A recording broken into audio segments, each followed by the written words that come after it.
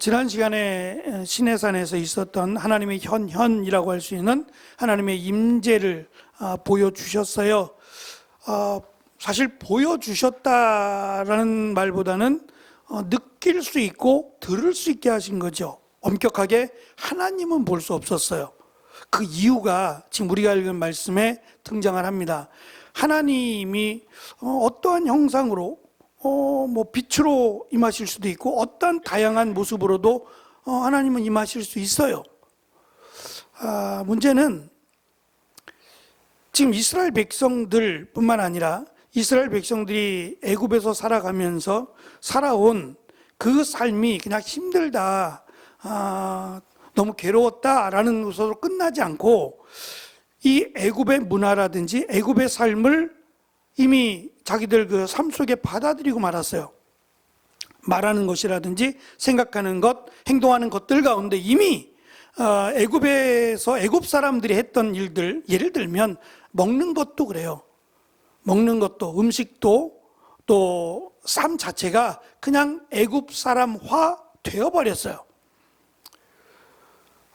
그들을 하나님이 이 애굽 땅에서 구원하셔서 하나님이 약속하신 땅, 아브라함에게 약속하신 그 땅을 인도하시면서 사실은 얼마나 많은 투정을 부렸는지 몰라요.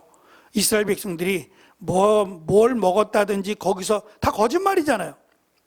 자식을 바치라고 할 정도라면, 그리고 너희들이 짚을 구하고 너희들이 흙을 구해서 벽돌을 쌓아라. 그러니까 잠도 거의 자지 못할 정도로 서로 얼굴도 마주보지 못하게 하기 위해서 각양각색의 방법을 통해서 괴롭혔단 말이죠. 그런데 고기를 구워 먹을 시간이 어디 있어요? 고기가 어디 있고. 말도 안 되는 이야기죠. 그러니까 이러한 모습들이 결국 이스라엘 백성들의 정말 하나님을 떠난 자의 모습으로 우리는 이해를 해야 됩니다. 그런 이들이기에 하나님이 의도적으로, 물론 하나님은 형상이 없지만 그럼에도 하나님은 그 무엇으로도 보여주지 않았어요. 볼 수 없었어요. 하나님을 보면 죽는다고까지 말씀하셨으니까. 근데 실제로 하나님이 하나님의 어떠한 형상이 있어서가 아니라 하나님을 대면한 자들이 있었단 말이죠. 성경에는. 그래서 죽을까? 하나님을 대면하는 자는 죽는다고 했으니까 하나님을 대면하고 하나님이다 하시니 죽을까 봐 바짝 엎드리는 내용들이 나옵니다. 그때 하나님이 두려워하지 말라고 하셨어요. 왜냐하면 실제로 하나님의 형상을 본 사람은 이 땅에 존재하지 않아요. 하나님의 형상도 없으시거니와, 그러니까 못 만드는 거예요. 하나님의 형상을 못 만드는 겁니다. 하나님이 어떠한 모양으로 나타나셨다 하면 그것을 만들지 않겠냐 말이에요. 왜냐하면 1페이지 두 번째 단락에 있는 것처럼 고대 근동의 종교들이, 신들은 자신의 우상이 세워져 있는 곳에 거한다라고 생각을 해왔어요. 그러니까 신전이라고 하는 말, 사실은 과거에는 우리가 성전이라는 말을 많이 썼어요. 거룩할 성자에다가 이 집전자를 쓴 거예요. 그러니까 성전이라는 말을 썼다가 그것보다는 교회라고 하는 것이, 예배당이라고 하는 것이 더 타당하겠다. 왜냐하면 구약에서의 성전은 무너져 없어져 버렸잖아요. 그러니까 그 개념이 아니라 우리를 성전으로 삼으셨으니까 교회를 성전이라 그래서 틀렸다고 말하진 않지만 그 뜻이 조금 달라졌다라는 면에서, 그러니까 성전 삼으신, 성전된 우리가 모인 곳이라고 하는 게 더 맞을 거예요. 그러니까 이 건물 자체가 거룩한 성전이니까 이 건물에, 이 성전에 우리가 거룩함으로 또 하나님은 여기 계시고 임재하시니까 이제 이런 의미가, 이 성전이라고 하는 곳에 하나님이 거기 계신다고 생각을 했어요. 그래서 우상을 만들어 놓거나 신전을 만들어 놓으면 거기에 그 신이 임한다라고 생각을 했단 말이에요. 그러니까 우상을 만드는 이유가 그 신, 우상과 관련된 그 신이 그 우상에 임한다라고 생각을 해왔어요. 그러다 보니까 신을 만들어 놓고 그 신 앞에서 춤도 추고 그 신을 경배하고 하는 일들이 이스라엘 백성들에게는 굉장히 익숙한 일이에요. 시내산에서 그것도 하나님의 율법을 받는 그 거룩한 때에 금송아지를 만들자 한 일이 웬일이에요. 근데 이것은 그들에게 특별한 일이 아니에요. 그냥 삶이라고요. 사진을 조금 준비해왔는데 예전에 제가 보여드렸던 출애굽기 할 때 보여드렸던 사진인데 여기 보시면 우리 교재드린 그 교재에도 있습니다. 2페이지 맨 밑에 보시면 애굽의 여신 하토르가 써 있죠. 하토르라고 되어 있는데 얼굴이 소의 모습이고 위에 빨간색은 태양이에요. 그 다음에 토르는 따오기 모양, 가운데 토르라고 되어 있는 것은 따오기 모양이고 민이라고 하는 것은 사람과 섞여 있는 그런 모습이에요. 이것뿐만이 아니라 지금 여기에 나와 있는 이것만이 아닙니다. 훨씬 더 많습니다. 여기 보면 하나님께서 우상을 만들지 말라 하시면서 이 순서가 이 페이지를 보시면 첫 번째 단락에 하나님께서 천지를 창조하신 순서의 반대예요. 천체를 먼저 만드시고 맨 마지막에 사람이 만들어졌잖아요. 그런데 만들지 마라 하시면서 거꾸로 뒤집혀져 있어요. 가장 먼저 사람이 나오고 그 다음에 땅에 있는 짐승이 나오고 하늘을 나는 새들이 나오고 기어다니는 것들이 나오고 다섯 번째 물고기, 여섯 번째 해, 달, 별 뒤집어져 있잖아요. 이런 순서로 우상을 만들지 말라라고 말씀하셨어요. 지금 여기 보이는 애굽의 신들이 짐승들이 제일 많아요. 짐승들이 제일 많고 그 짐승들이 이 천체의 다스림을 받아요. 영향을 받죠. 날씨가 맑거나 흐리거나 또 뭐 바람이 불거나 이걸 어떻게 인간이 감당할 수 있겠어요? 그러니까 비바람이 불고 건조하고 뭐 비가 오지 않고 이것이 좀 지나치면 사람이 살 수 없어요. 사람이 살 수 없는데 이 대부분은 땅으로 인한 지진도 물론 있었을 텐데 이 애굽이라는 곳이 지진이 많았느냐? 그게 아니라면 주로 이제 하늘로부터 내려오는 하늘의 영향을 주로 받고 살 거예요. 인간은 받고 사는데 가장 두려운 게 있다면 여러 가지 하늘로부터 임하는 재앙들 가운데 가장 두려운 게 있다면 그것은 불이에요. 그러니까 불로 인해서 고통당하는 것이 가장 잔인하기 때문이기도 하고 또 그것을 보는 입장에서도 가장 고통스러워요. 그래서 이 화상을 입는 경우, 불로 인해서 화상을 입는 경우가 후유증이 가장 크대요. 특히 이 소방관 하시는 분들이요. 이분들은 1년에 한 번씩인가 그 정신과 치료를 받아야 된대요. 그 트라우마가, 그러니까 아무래도 진화 작업을 하다 보면 그 안에 이게 돌아가신 분들이 있잖아요. 죄송합니다. 밤에 이런 말씀을 드려서. 근데 그냥 유독가스만 맡아서 돌아가신 분도 없지 않아 있지만 불로 인해서 불의 열기나 불로 인해서 화상으로 인해 돌아가신 분들도 있단 말이죠. 어쨌든 살려야 되는 소방관의 입장에서는 불도 끄겠지만 살려야 되는 입장에서는 이분이 살았는지 죽었는지를 확인해야 될 거 아니겠어요. 그러니까 가장 가까이에 갈 수밖에 없는 상황에서 그게 그 잔상이 쉽게 사라지지 않는다고 해요. 그래서 현장에서 오랫동안 일하기는 어렵다 그러네요. 이게 좀 보직을 좀 바꾸든지 이렇게 돌아가면서 해야지 그것만 계속 하다가는 위험하기도 하거니와 또 나이가 들면 무거운 장비나 무거운 옷을 입고 들어가기는 어렵잖아요. 그런 부분도 없지 않아 있지만 제일 힘든 점이 트라우마래요. 그러니까 그것이 그것을 본 뭐 당사자는 더 힘들었겠지만 그것을 본 것만으로도 그렇게 고통스럽다고 이야기합니다. 그래서 얼마 동안은 식사도 할 수 없대요. 그렇게 생각하니까 참 감사한 분들이에요. 그죠? 너무 고맙고 감사한 분들인데 그 이면에 참 힘들고 어려운 부분이 있어요. 이게 불에 대한 공포가 이 불이라는 것이 상당히 끔찍하고 잔인해서 하나님이 왜 시내산에서 불꽃 떨기 꺼지지 않는 불 가운데 임하셨을까? 한 페이지를 더 넘기시면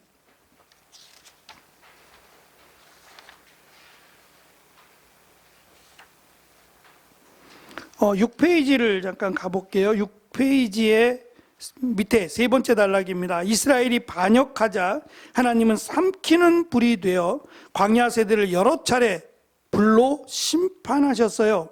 하나님은 이스라엘과 언약을 맺기 위해 시내산에 임하셨을 때도 불로 임하셨고, 하나님의 이러한 모습은 이스라엘을 공포로 몰아넣기에 충분했다라고 하는 거예요. 오늘 말씀에도 우리 성경 번역은 용광로라고 번역을 했을 거예요.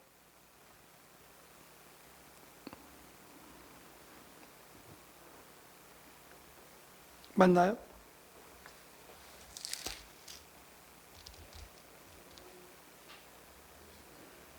이 10절에 보시면 여러분을 택하시고 쇠를 녹이는 용광로와 같은, 이렇게 하나님을 마치 용광로와 같이 좀 잘 이야기하기 위한 번역인 것 같아요. 꺼지지 않는 불이에 용광로의 불이 얼마나 강합니까? 그만큼 무서운 하나님으로 보이신 이유가 있다는 거예요. 하나님의 임재 가운데, 그것은 인간이 죄악되기 때문에 하나님을 두려워하지 않으면, 그래서 어떤 분들은,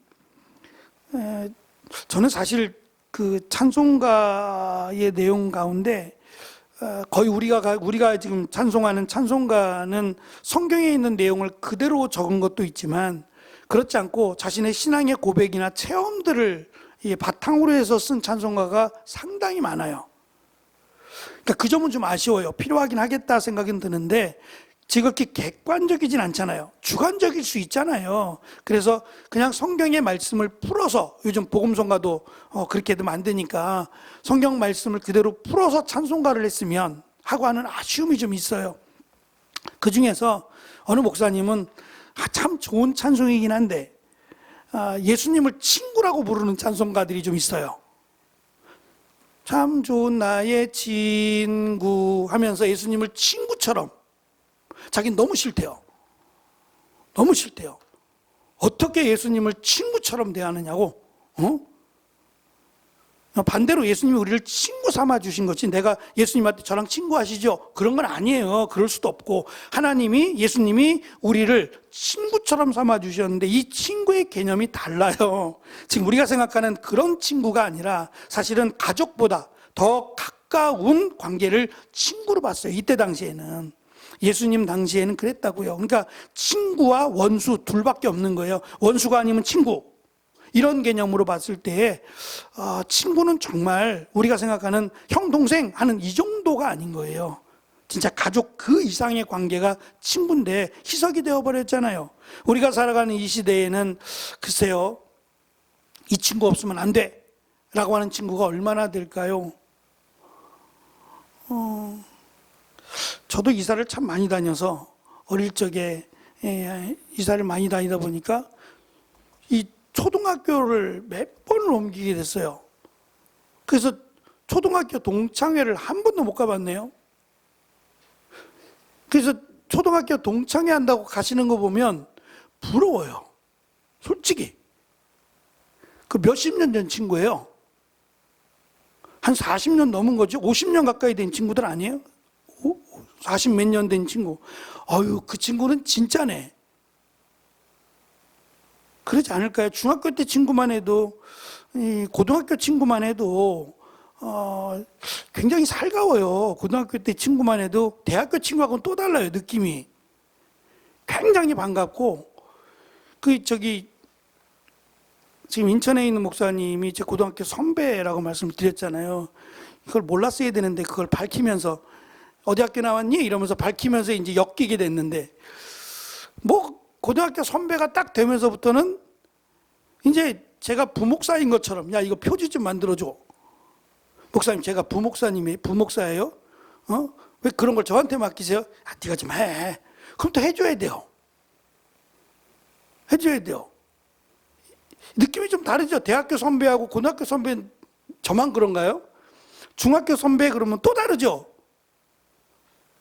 확실히 느낌이 다른 것 같아요. 그래서 중학생, 초등학생 이렇게 친구들 만난다 그러면 많지는 않겠지만 한편으로는 상당히 부럽다. 이게 자주 이사를 다니다 보니까 그게 끊어져 버려서 아쉽다, 좀 이렇게 부럽다라는 생각을 가져봅니다. 어쨌든 이스라엘 백성들은 이런 그 우상의 문화가 아주 그냥 그 평범한 삶이었어요. 온갖 눈에 보이는 것들이 다 우상이었어요. 그 가운데 하나, 아까 제가 소를 말씀드린 그 소의 형상을 만들어서 이것이 우리를 인도할 신이다 라고 했던 겁니다. 그만 그랬느냐? 우리가 잘 아는 여로보암, 북이스라엘의 초대왕인 여로보암도 북이스라엘이 위쪽에 있고 남유다가 밑에 있고 예루살렘에 성전이 있으니까 거기까지 내려갔다 올라오면 유대 사람이 되겠다라는 생각을 가진 거예요. 그래서 못 내려가도록 베델에다가 저 위쪽에 단에다가 두 군데, 북이스라엘의 위와 아래 두 군데에다가 우상의 신전을 만들어놨어요. 여기서 예배를 드려라, 여기서 하나님을 찾아라 라고 하면서 예루살렘까지 가지 않아도 된다 라고 하면서 금송아지를 만들었어요. 그러니까 이 우상을 섬긴 역사는 아마 인간의 역사와 비례할 겁니다. 인간의 나약함을 인정하면 인정할수록 더 우상을 많이 만들게 되죠.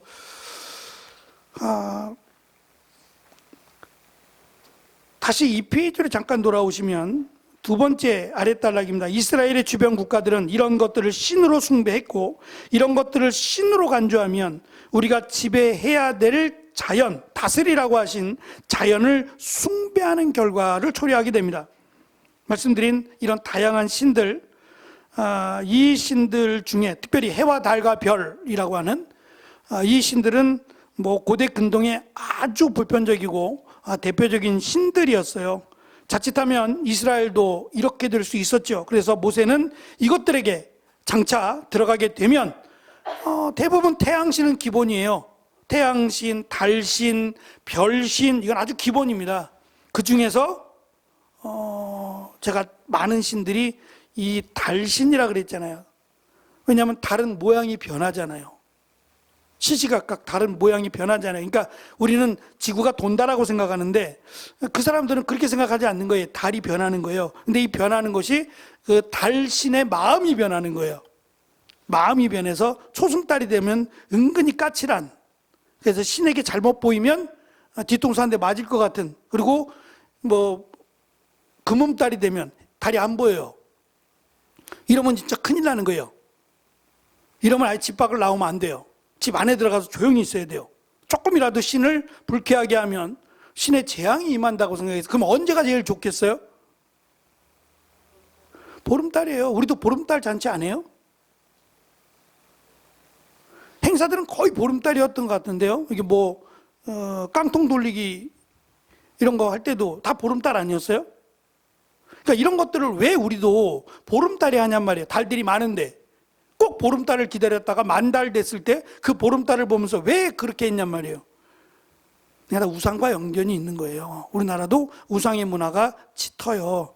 하여튼 이런 하나님이 만드신 피조물, 그리고 이 피조물들 중에 해와 달과 별 뿐만 아니라 이 천체에 있는 모든 것들이 사람을 돕게 돼 있어요. 그래서 맨 마지막에 사람을 만드셨는데 반대로 사람이 그것들을 다스리는 게 아니라 그것들을 섬기게 되어버린 거죠. 그러면 하나님께서 미혹되지 말라, 그들을 다스리라 하신 이유는 두 가지인데 3페이지 보시면, 첫째, 이방인들이 신들로 숭배하는 천체들을 창조하신 이는 여호와시며 하나님이 이것들을 열방들에게 주신 것이지 이것들이 신적 능력이 있어 열방을 자신들에게 이끌어온 것이 아니기 때문이고, 두 번째, 온 세상이 천체를 숭배하는 데 반해 이스라엘은 이 천체들을 창조하신 하나님을 섬기고 있음을 대조하고 있습니다.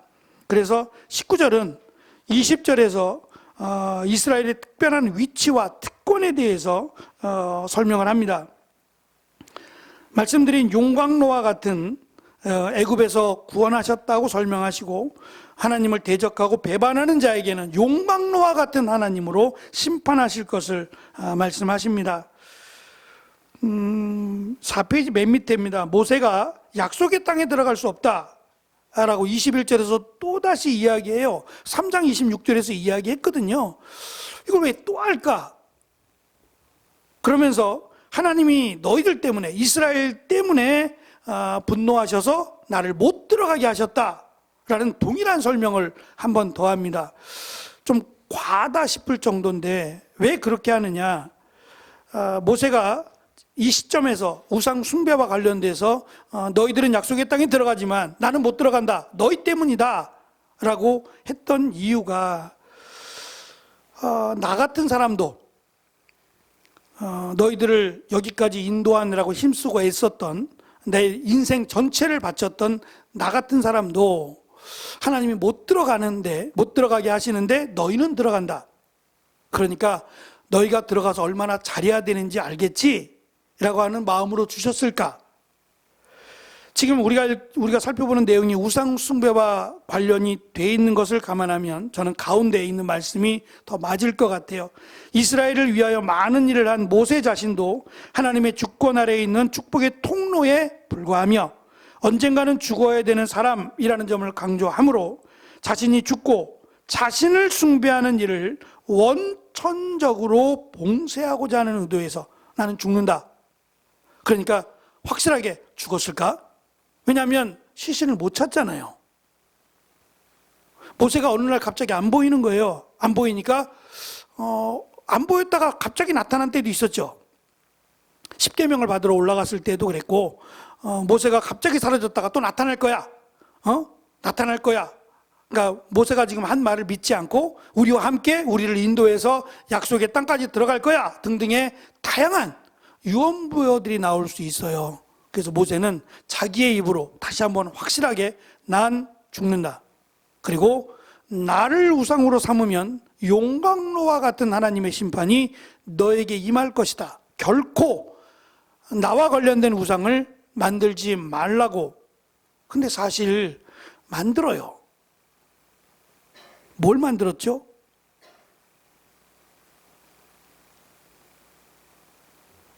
양시아 집사님 뭐 얘기하셨는데, 네? 아니요. 모세와 관련해서 이스라엘 백성들이 우상을 만들었어요. 그렇게 하지 말라 그랬는데, 이걸 나중에 부숴버렸죠. 히스기야 왕이 이걸 가루로 내서 부숴버렸잖아요. 기억이 나시는데 지금 가물가물하신 거예요. 그죠? 알고는 있는데 이게 지금 저녁 시간이기도 하고 이쯤에서 강건이가 탁 한번 던져줘야 되는데, 노빼 말고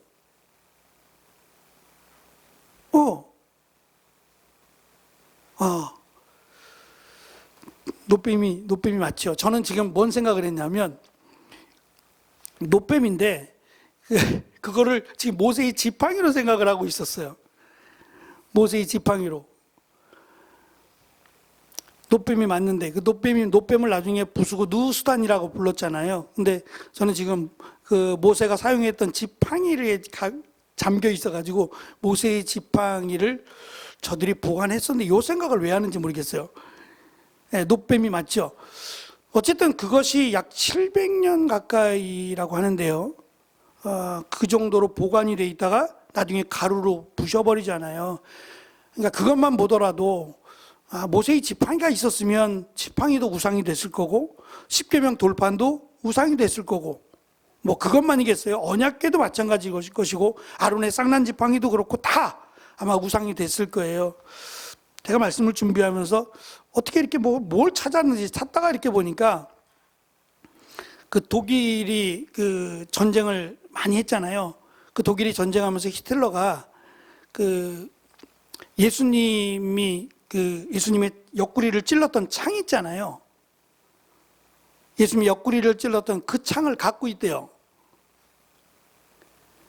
마치 그 영화에서처럼, 인디아나 존스의 영화에서처럼 예수님이 사용했던 성잔을 찾는, 영화잖아요 이건. 성잔을 찾는 것처럼. 그래서 그 십자군 전쟁할 때 그 내용 아시죠? 십자군 전쟁했던 그가 그것을 딱 우상이 될까봐 자기가 죽어가면서 그것을 가졌던 것처럼 그런 이야기들이 있어요. 예수님을 찔렀던 그 창을 히틀러가 보관하고 있다. 말도 안 되는 이야기긴 한데 의미 없어요. 하여튼 뭐든지 간에 예수님이 입었던 옷이나 뭐 이런 것들이 다 얼마든지 우상이 되려면 우상이 될 수 있어요. 심지어는 예루살렘의 성지순례에 갔다가 요단강 물을 요만한 이게 아마 100ml인가 그 이상은 못 갖고 오게 돼 있는 걸로 알고 있어요. 액체류는 크기가 정해져 있어요. 치약도 이 조그만 거 외에는 큰 거는 이제 짐칸으로 보내야 되는 걸로 알고 있거든요. 들고 오는 거는 작은 100ml 미만으로만 들고 올 수 있는데 그거를 굳이 담아가지고 오시는 분들이 적지 않다고 어디다 써먹죠 그거? 시간이 지나면 냄새 날 거고 탁해질 거고 어떻게 밀봉 처리해서 그냥 잘 보관하려고 갖고 오시나요? 유독히 그걸 갖고 온대요 한국 사람들은. 그런 거에 또 관심들이 많으신가 몰라. 그래서 한국 사람들이 예루살렘 주로 방문하게 되면 그 시장이 있잖아요. 시장에 가면 여러 가지 많이 팔아요. 그 사람들은 예수님 믿지도 않으면서 십자가는 또 그렇게 많이 만들어 팔아요. 종려나무로 만든 십자가라든지 이런 십자가, 한국 사람들은 이걸 대부분 다 산대요. 종려나무로 만든 십자가라든지 이런 십자가 종류도 싸지도 않는데 그걸 그렇게 사가지고 가신다네요. 저도 하나 받은 적이 있어요. 선물로. 어디 있는지 모르겠어요. 별로 관심도 없어서. 예쁘긴 예쁘더만. 근데 이런 것들을 그렇게 많이 사간대요 한국 사람들이. 그러니까 우리도 이 종교성이 짙은 민족인 건 맞는 것 같아요. 이것보다 중요한 게 말씀 한 절 더 외우지, 말씀 한 절 더 읽고, 그게 하나님인데, 그 말씀이 하나님이신데, 그것보다는 뭐 십자가 목걸이를 사느니 마느니 이걸 또 사느니, 이거 안타깝습니다. 어쨌든 모세가 지금 이 얘기를 거듭하고 있는 이야기는 나는 죽는다 찾지 마라. 그리고 나와 관련된 그 어떠한 우상도 만들지 말라라고 하는 것을 단호하게 설명하기 위해서 두 번, 지금 앞에서 말한 지 얼마 안 됐는데 다시금 이야기하는 이유가 된다라고 생각하고요. 23절, 24절에서 또다시 모세는 그러면 너희가 이 약속의 땅에 들어가서 오래도록 이 약속의 땅에서 살 수 있는 비결이 있다라고 하면서 정의를 내려줍니다. 그것은 시내산에서 하나님과 맺은 언약에 따라 사는 것이라고 강조해줘요.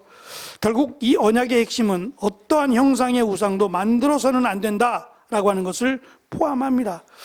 제가 이 내용을 한번 설교 때 한 적이 있는데 절에 있었던 섬겼던 교회에서 한 청년이 이렇게 질문을 하더라고요. 나중에 개인적으로 목사님, 제가 여행을 가면 꼭 베개를 가져간대요. 자기가 배고 자는 베개가 있는데 뭐 크지는 않는데 이 베개를 가져가야 된대요. 안 그러면 가서 못 잔대요. 이거는 우상인가요? 라고 물어보더라고요. 그래서 이거 그냥 간단한 문제가 아니잖아요. 이 베개가 있어야 잔다 그러니 그냥 없이 자면 좋겠는데 왜 꼭 이 베개가 있어야지 마음이 안정이 되고 잠이 올까? 그냥 약 먹고 자라 그럴까? 불편하잖아요. 그 베개를 그냥 계속 들고 다녀야 되는데 옮길 때마다 가지고 다녀야 되고 그래서 제가 들으면서 답을 못 해주겠더라고요. 이거를 우상이라고 말할 수도 없고 일단은 이게 있어야 잠이 온다고 하니 일단 심적으로 마음이 약하잖아요. 그래서 이게 참 간단한 문제가 아니구나. 그래서 우리가 여러 가지 이제 나이가 들면 질병이 오기도 하고 또 우리 어르신들은 뭐 다 주무시면서 수면제 반쪽 한 알 이렇게 드시면서 주무시잖아요. 하여튼 이 부분을 위해서도 건강하기를 위해서도 기도해야겠다는 생각이 들었어요. 그래서 이거 없으면 안 된다라고 하는 이거 없으면 어디를 못 가고 이거 있어야만 내 손에 꼭 쥐어줘야만 할 수 있고 이런 연약함들이 있지 않도록 그런 것을 의지하지 않을 수 있도록 기도해야겠구나라는 생각이 났습니다. 결론입니다. 말씀드린 하나님은 삼키는 불과 질투하시는 하나님이라고 하는 두 개의 경고를 모세가 덧붙입니다. 삼키는 불은 말씀드린 용광로와 같이 저들을 불로 태우겠다라고 하는 강력한 심판의 메시지고, 이 질투하시는 하나님은 제가 한번 말씀드린 적이 있어요. 질투라고 하는 말은 좋은 말이 아닙니다. 하나님에게 붙일 말이 아니에요. 질투라고 하는 나쁜 말이거든요. 그러니까 하나님이 우리를 하나님이 질투하신다라고 하는 말은 좋은 의미가 아니에요. 이 말보다는 하나님은 우상 숭배하는 것을 결코 용서하지 않으시는 하나님이라고 번역하는 게 더 맞습니다. 타협이 안 돼요. 하나님은 그 어떤 것과도 타협되지 않습니다. 이 우상 숭배, 특별히 하나님을 마치 우상과 같이 여기거나 우상을 하나님과 같이 여기는 부분에서는 굉장히 단호했어요. 성경은 이것만큼은 하나님이 용서치 않았어요. 그래서 이와 관련된 내용들의 진멸이 많아요. 즉각적인 심판이요. 그래서 이 부분은 정말 우리가 조심해야 된다. 어떠한 우상을 만들어 형상을 만들어 하나님이라고 말하거나 하나님을 형상화시키는 일들은 결단코 해서는 안 된다라는 점을 꼭 기억하시면 좋겠어요. 마지막 제가 PPT 하나를 가지고 왔는데, 다이애나 공주는 아마 청년들은 알까 모르겠네요. 1980년대에 죽었어요. 영국의 황세자빈이죠. 그 이름이 다이애나 공주예요. 많이 유명했었는데 행복하지 못했어요. 결혼이. 차 타고 가다가 사고 나서 죽었는데, 이름이 다이애나인데, 이 다이애나가 그 달이라고 하는 이름이 한 4가지가 되는데, 이 달의 이름 중에 하나가 다이애나예요. 로마식 이름이 다이애나입니다. 그리스식 이름이 아르테미스예요. 맨 오른쪽에 있는 제가 자주 보여드렸던 이 가슴이 10몇 개예요. 여자고 가슴이 10몇 개가 달려있고, 밑에 있는 조그마한 짐승들이 토끼예요. 토끼가 새끼를 많이 난다 그러네요. 그러니까 다산을 상징하는 것인데, 밑에가 개예요. 목이 지금 잘려있지만 개입니다. 원래 그 다이애나 여신이 헬라 그리스의 달의 신이 다이애나고, 이것이 로마로 오면서 로마식 이름은 아르테미스예요. 똑같은 달의 신인데, 원래는 사냥의 신이었어요. 여신. 사냥의 여신이라 개를 끌고 다니거든요. 근데 이것이 바뀌어서 다산으로 바뀌어요. 그래서 제가 이걸 보여드린 이유가 뭐냐면, 또 다른 이름이 셀레네라는 이름인데, 저 우주선, 일본이 달에 쏘아 올린 우주선의 이름이 세레네예요. 우리가 지금 눈에 보이는 타이어 중에 굿 이어라고 하는 타이어가 있어요. 굿 이어라고 하는 그 모양이나 이것이 다 우상이었어요. 제가 고등학교 때인가 아마 중고등학교 시절에 이 운동화가 이 비싼 운동화들이 나오기 시작했어요. 그때 이제 이렇게 원래는 체크무늬인데, 원래는 체크래요. 이렇게 체크하잖아요. 우리가 맞다 틀리다 할 때 체크할 때 이 체크예요. 근데 이거 실수로 잘못 그린 거래요. 졸다가 그랬는지 모르지만 삐뚤어진 거예요. 이게 체크인데 잘못돼가지고 삐딱하게 된 건데, 이게 심볼이 되어버렸어요. 이 나이키라고 하는 게 니케라고 하는 승리의 여신. 왜 피터팬 같은 데 보면은 팅커벨 나오죠. 팅커벨처럼 조그만한, 인도해 주는 조그만한. 반응 좀 해주세요. 저 혼자 하는 것 같아서. 모르면 모른다고 해주시면 그냥 넘어갈 텐데, 하여튼 팅커벨이라고 조그맣게 날개 달리고 있는 조그만한 게 있거든요. 그게 이제 니케예요. 근데 이게 나이키가 된 거예요. 그래서 승리라고 하는 이름이 만들어낸 이름이 아니라 나이키가 승리예요. 근데 이 이름들이 미사일 이름이 나이키라는 거 들어보셨죠? 대공 미사일의 이름이 나이키예요. 그러니까 이런 우상과 관련된 이름들이나 문화가 지금도 우리 곳곳에 있다는 걸 제가 말씀드리려고 하는 거예요. 그래서 마라톤 대회할 때 승리의 마라톤이라고 이름을 적어요. 걔네들이 승리의 마라톤, 이 신발을 신고 뛰면 승리합니다 이거예요. 근데 그 이면에는 이 니케의 여신이 우리를 돕는다라는 걸 배경으로 해요. 니케의 여신이 당신의 발걸음을 돕습니다 라고 하는 암묵적인, 여기 보이는 그 커피점, 좀 비싼 커피, 유명한 커피, 우리나라 커피는 아닙니다. 우리나라 브랜드는 아닙니다만 유명한 커피가 우상인 건 아시죠? 이게 머리 이렇게 늘어뜨린 거 해녀이고, 여기 그 회장님이 자기의 그 수익의 1%를 동성애자들에게 줍니다. 그래서 이 목사님들 중에는 스타벅스가 맛있느냐 맛없냐를 떠나서 그것 때문에 아예 자기는 애용하지 않는다고 할 정도입니다. 그러니까 우리의 깊숙이 들어와 있어요. 우리의 그 문화 깊숙이 이런 어떤 내용들을 가지고, 스토리를 가지고 마치 그냥 들으면 달콤한 것 같은 그 스토리를 가지고 다가와요. 뭐 신을 수 있어요. 저는 뭐 신는 거에 대해서는 뭐 반대하지 않아요. 신발이 좋고 튼튼하고 예쁘면 뭐 그거 신는다고 누가 뭐라고 해요. 그러나 이걸 신으면 내가 승리한다. 이걸 신고 승리의 여신이 나를 돕는다. 이렇게 생각하면 잘못이에요. 모르고 그냥 지나갈 때는 상관없죠. 무슨 뭐 그냥 신발에 불과한데, 그것을 우상과 연결하게 되면 이것은 잘못됐다라는 것을 우리가 조금 알아야 될 부분이 많다.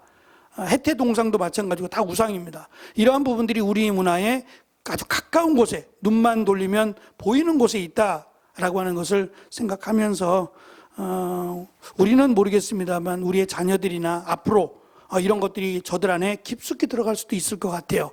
어쨌든 하나님은 결코 우상화될 수 없고, 또 우상을 섬기는 일에 대해서 하나님은 단호하게 용광로와 같이 너희들을 심판하시겠다고 하는 단호하게 하나님 말씀하신다는 점을 기억하고, 보이지 않지만 살아계신 하나님을 온전히 믿는 우리가 되기를, 또 우리의 가정 자녀들이 되어지기를 축원합니다. 기도하겠습니다.